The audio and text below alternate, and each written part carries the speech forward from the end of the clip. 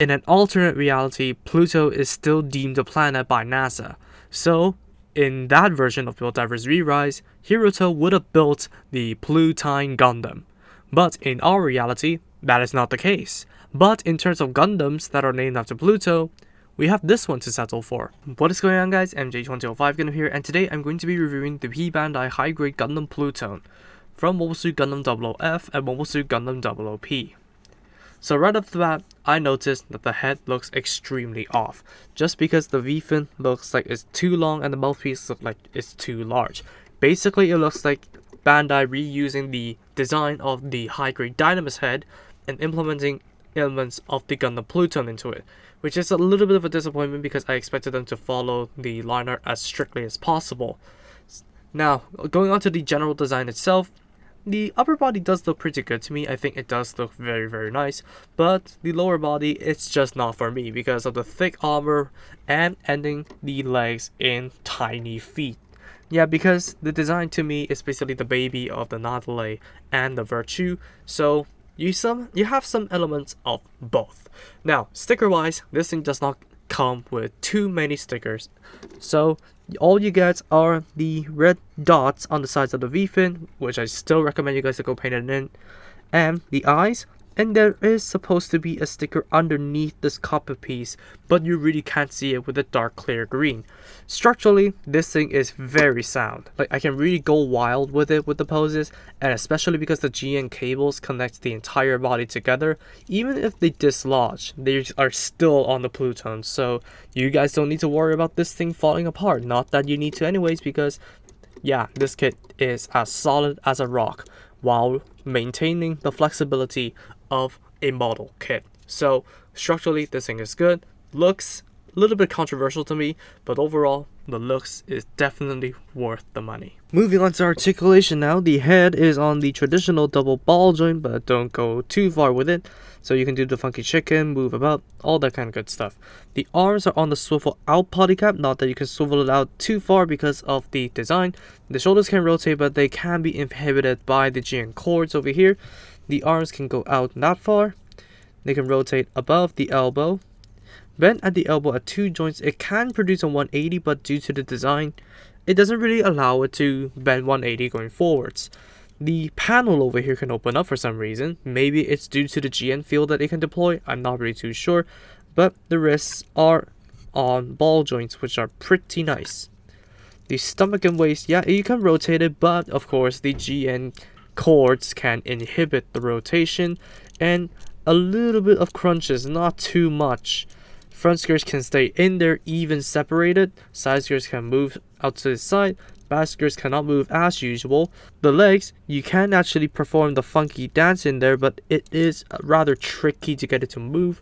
The legs themselves, they can go forwards, not too much because of the design. Go back, not at all because obviously.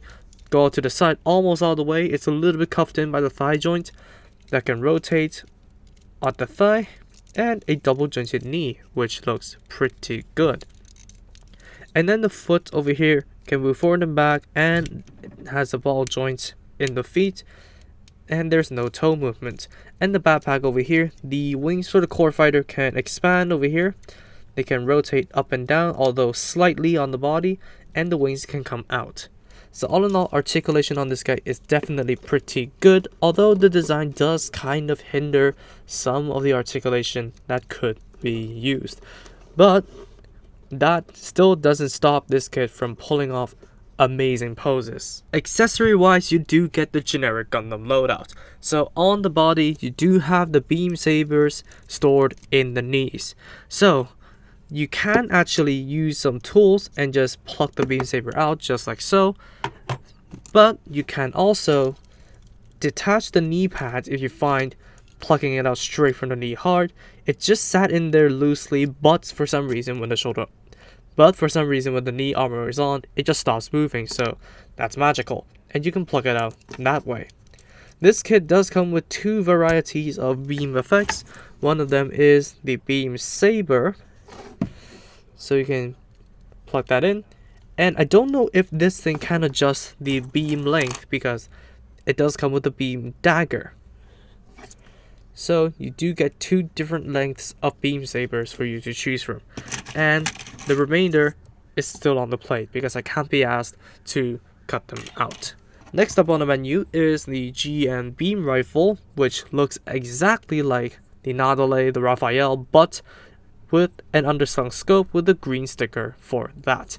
So all you need to do is just plug the stock into the arm while you just plug the handle into the hand, and here you have it. The GN beam rifle is being held securely, which is pretty nice. Last but not least, we do get the GN shield, which is finely color separated. Although this thing does use a ball joint in the connection, so you can't really use this for anything at all. The connector does plug into the arm just like so, and it is plugged on securely. It's not like the old Ixias, Astrias, basically any of the old Ixia molds that use this shield, because those were horrendous. This, on the other hand, is pretty simple and it stays on very, very well. Of course, you can adjust the shield according to your liking with the ball joint. Next up on the menu is the core piece of the core fighter, which does have a metallic silver sticker underneath the clear piece of the GN drive. So what you want to do to make the core fighter is to detach the cockpit piece and the rear piece of the GN drive, which is going to be a little bit tricky because of everything in the way, but you just separate it from there and then rotate the wings up, rotate them out, and open up the wings, plug the backpack onto there, and plug the cockpit piece on. So here we have the Gundam Plutone's core fighter, and it does have a very discreet action-based hole underneath, but this kit does not come with a stand, so you will have to get your own. But it's a very nice feature, so you can display the Plutone just lying dormant while the core fighter just flies around it, so that's a pretty good option. Last but not least, you do get 2 open hands, which is very generous of Bandai because I rarely see completely new molds get a variety of hands other than the holding ones. So yeah, you can use these to your own liking. So for comparisons, let me bring in the original Gundam first, because the Plutone stands at a head height of 19 meters when it's activated, so I think it's a tad bit oversized, but I'm not really too sure. But it's definitely accurate that the Plutone is taller than the original Gundam. Next up, since I don't have any vanilla double kits handy on my desk, let me bring in a customized Astria. Last but not least, let me bring in the 00 Sky Mobius. So that's gonna wrap it up for the Gundam Plutone review. As I did mention, the head design does look a little bit off, but everything else does look pretty accurate to the line art. But it may not be for everybody, so please tell me your preference in the comments below. Everything that came in this kit does have very good color separation because the stickers are only used for minute details or part enhancement. And articulation is good, the structural integrity is sound, and overall I will give this thing a 7.5 out of 10. But if I do actually like the design, I will push it up to an 8 out of 10. So I will highly recommend you guys to go ahead and pick this up. But we all know what's coming next. The Plutone Black is definitely not far from Bandai's radar. So that's gonna wrap it up for me. Thank you all so much for watching this video. If you did like it, please be sure to drop a like, comment, and also subscribe for more Gunpla reviews, Gundam news, and all that kind of stuff. Subscribe to the future channels on my channel page if you haven't, and I'll see you all in the next video. Peace.